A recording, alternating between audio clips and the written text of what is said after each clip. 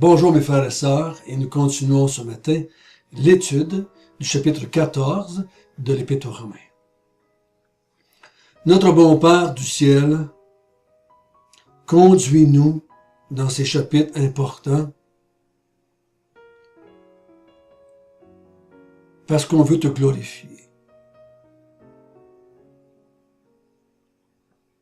On veut refléter l'harmonie spirituelle que tu as installée, toi, dans notre vécu en tant qu'Église. Nous voulons refléter que nous sommes tous unis à la même tête, au même Dieu, que nous faisons tous partie d'un même corps, que nous avons tous besoin les uns des autres. Dans le fond, ce que tu nous parles ici, c'est d'avoir un culte modeste, de regarder les autres avec modestie, non pas avec orgueil. Conduis-nous encore ce matin par ton Esprit Saint. Amen. Donc, pourquoi est-ce qu'on discute de Romains 14 et 15? C'est parce que on a un groupe de personnes, d'hommes et de femmes, qui ont vécu le chapitre 1 à 11 et qui sont de cultures différentes, juives et païennes, ou on pourrait le traduire autrement, mais des gens de différents mouvements religieux qui sont sauvés et qui sont emmenés à vivre ensemble en communauté. Et ça cause certaines difficultés. Vous avez cela comme exemple dans les Actes des Apôtres. Si vous lisez les Actes des Apôtres, on voit un reflet de ces difficultés-là. Ici, nous avons la doctrine. Des Actes des Apôtres, on a les faits. Ça amenait des problèmes dans les églises. Vous vous souvenez quand Pierre est allé annoncer l'évangile aux païens? Il a été repris par l'Église.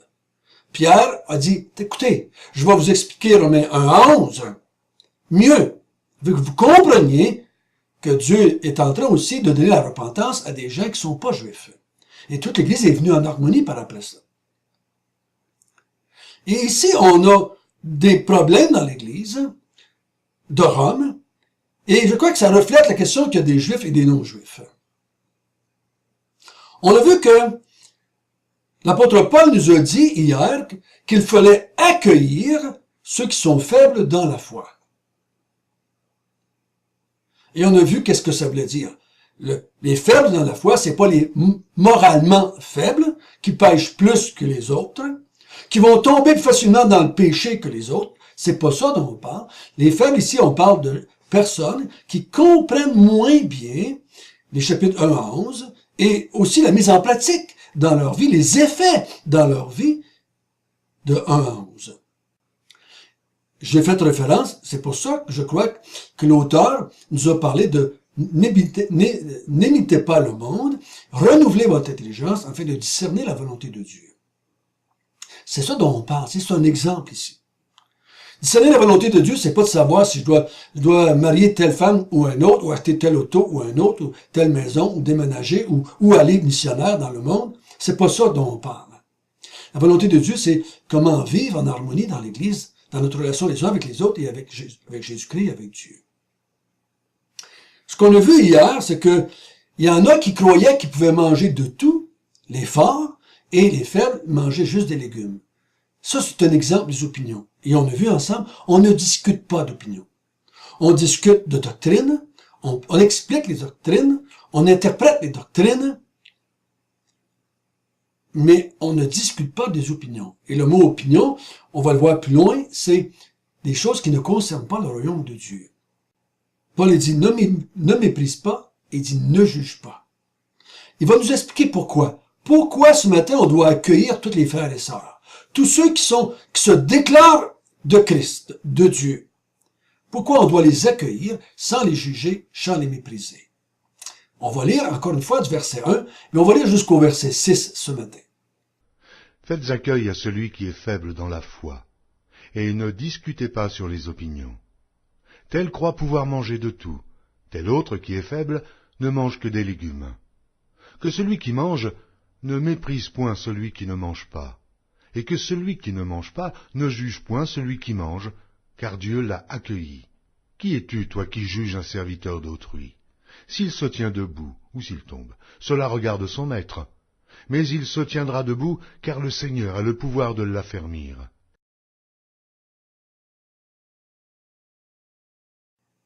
Il va nous expliquer pourquoi je dois t'accueillir, toi mon frère, toi ma sœur, qui a des opinions différentes de moi. Pas des doctrines différentes, des opinions différentes. Dans la mise à application, peut-être de la doctrine. Ici, la première raison qu'il donne pour laquelle je dois t'accueillir et non pas te juger et te mépriser, parce que tu as des opinions différentes de moi, il dit c'est quand, à la fin du verset 3, quand Dieu l'a accueilli. Donc il dit accueille le frère qui est faible dans la foi, toi qui es fort, parce que Dieu l'a accueilli. Dieu, avec le mot accueillir, Dieu l'a reçu dans son peuple, dans son corps. Il fait partie du peuple de Dieu. Tu le juges, toi. Tu comprends. Tu as la certitude, autant qu'on peut être certain, que ce frère-là ou cette femme-là sont des enfants de Dieu. Ils ont été accueillis par Dieu. Tu le vois comme un chrétien, cette personne-là? Dieu l'a accueilli. Et Dieu l'a reçu. Donc, accueille-le, toi aussi. C'est la première raison.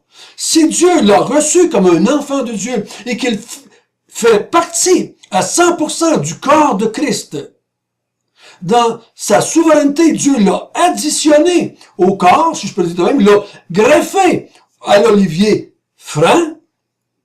Il fait partie maintenant du peuple de Dieu à 100% comme toi. Dieu ne lui a pas donné un état inférieur au tien. Dieu l'a accueilli 100% comme toi, il t'a accueilli à 100%. Et il l'a accueilli sans considérer, qu'on a vu au chapitre 9, aucune œuvre qu'il aurait pu faire ou ne pas faire. Il l'a souverainement accueilli dans son peuple. Qui es-tu, toi, pour ne pas l'accueillir? Accueille-le aussi, malgré ses opinions différentes de toi. J'ai pas le droit, moi, de rejeter, mépriser, condamner quelqu'un que Dieu a accueilli. Vous allez voir, ça va devenir peut-être plus fort qu'on l'imagine. Ça va être plus important peut-être qu'on pense, ce qu'il est en train de dire là. Il dit, pourquoi est-ce que tu ferais ça? Dieu l'accueille et cette personne-là va être avec Dieu pour l'éternité, selon la compréhension que nous avons. Hein? Dieu ne se repent pas de ce qu'il fait, des dons qu'il accorde, du salut qu'il donne. Quand Dieu donne le salut à quelqu'un, quand Dieu a sauvé cette personne qu'il avait élue avant la fondation du monde, il l'a accueilli pour l'éternité, parce que quand Dieu accueille quelqu'un, c'est pour l'éternité. Toi, qui es-tu pour ne pas l'accueillir? Qui es-tu pour te lever contre Dieu? Qui es-tu pour prendre position contre Dieu? Est-ce que Dieu méprise une personne faible dans la foi? Est-ce que Dieu juge et condamne un enfant faible dans la foi? Non. Non. Si Dieu ne le fait pas, pourquoi tu le ferais, toi? Je peux avoir une opinion. Je suis pas en train de dire que maintenant, on doit tous avoir les mêmes opinions. Sur le manger. Dans notre texte ici, le manger, et on a vu, on va voir sur les jours fériés ou les jours d'arrêt de travail. Je peux avoir une opinion différente, mais je ne dois pas juger et mépriser ces personnes-là.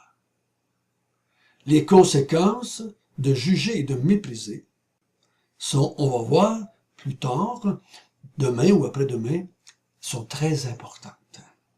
Ça, c'est la première raison. Accueille comme Dieu a accueilli. Deuxième raison, au verset 4.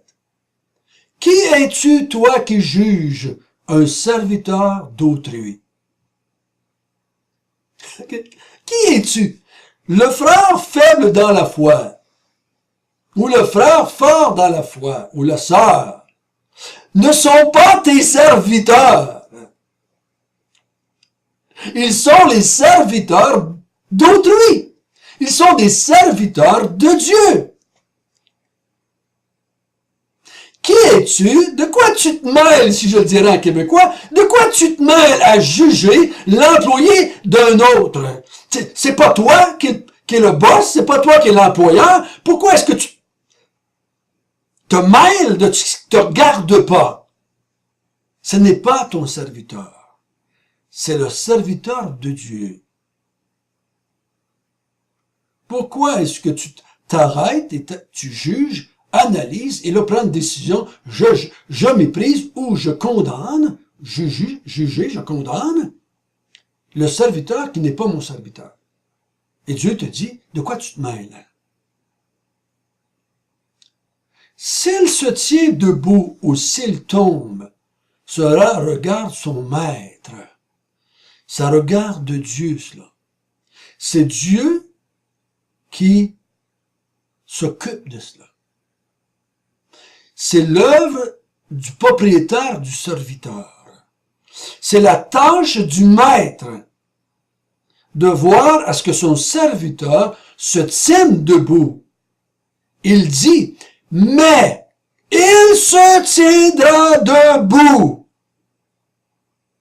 Car le Seigneur a le pouvoir de l'affermir. Dieu a le pouvoir de le tenir debout. Attention, ça nous donne un indice ici de sur quoi il va parler dans ce chapitre-là. Il ne parle pas seulement, je crois, de tomber dans un péché, parce que les serviteurs de Dieu tombent encore dans le péché, je pourrais dire quotidiennement. Mais on parle d'autre chose ici. Celui que Dieu a accueilli,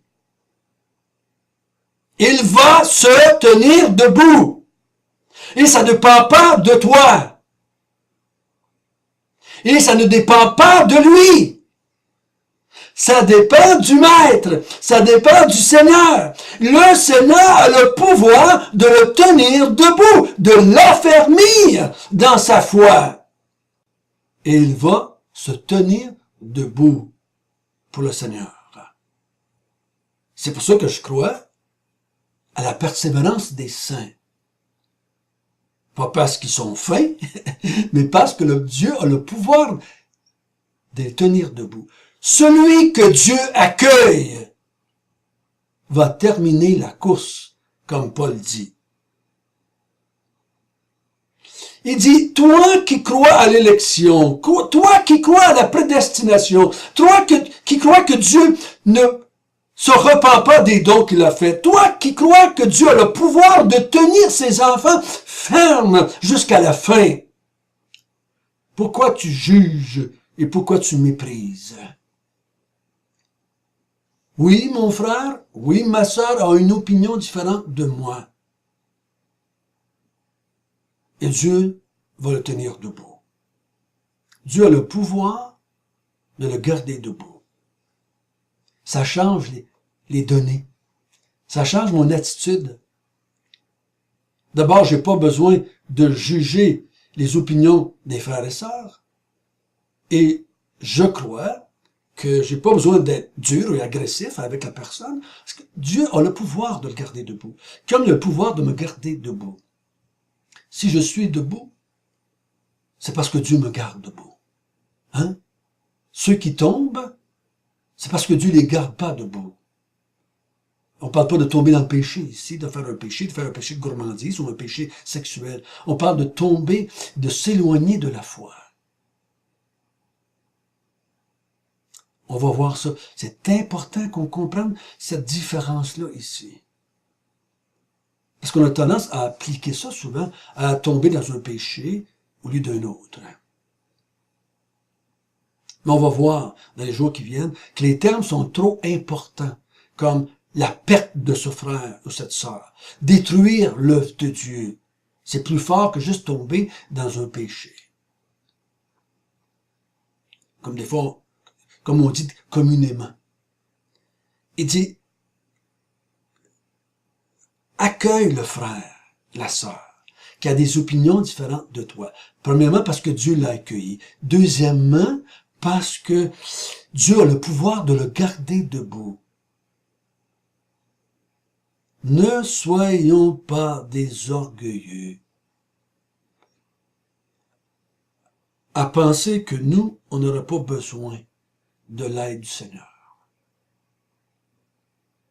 Ou que le frère que je regarde, je considère qui est faible dans la foi, faible dans le sens qu'il comprend moins bien que moi, parce que ça fait peut-être moins longtemps que moi qui est croyant. Il n'a pas eu la même opportunité que moi. Il n'a pas eu la même capacité de lire tous les livres que j'ai lus. Il y a différentes raisons pourquoi il est peut-être rendu moins loin dans sa compréhension des chapitres 1 à 11 et de leur implication dans la vie chrétienne. Mais il a été accueilli. C'est un frère. C'est une sœur dans la foi. Et Dieu a le pouvoir de les garder debout. Comme il a le pouvoir de te garder debout. Ça me rassure, juste là, de dire, c'est le Seigneur qui me garde debout. Dans notre texte ici, debout, c'est dans la foi. Je suis obligé de le voir de même.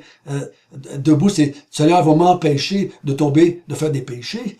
Ben, si ça sert à ça, je suis obligé de dire, moi, je suis pas chrétien. Le Seigneur me garde pas debout parce que je tombe régulièrement dans le péché. Mais, même quand je chute dans un péché, il me garde debout par son esprit, parce qu'il me fait reconnaître ce péché-là, il me fait confesser ce péché-là. Il m'amène à croire que la mort de Christ m'a purifié de ce péché-là. Donc, je suis encore debout. Notre bon Père du ciel, mon cœur est rempli de louanges ce matin. Tu m'as accueilli. Ah, quel privilège! Tu m'as accueilli dans ta famille. Tu as fait de moi une partie de ton corps. Tu m'as uni à la tête qui est Christ. Dans ta souveraineté et dans ta grâce. Je n'ai rien fait, je ne fais rien et je ne ferai jamais rien pour avoir mérité cela. Comme tous mes frères et comme tous mes sœurs. Et mon cœur est rempli de joie et de paix.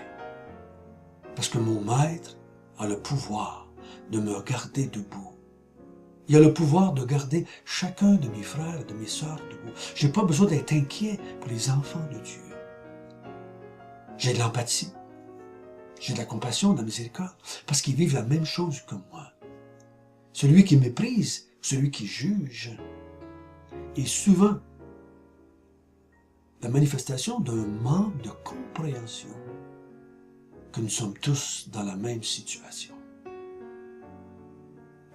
Au nom de Jésus.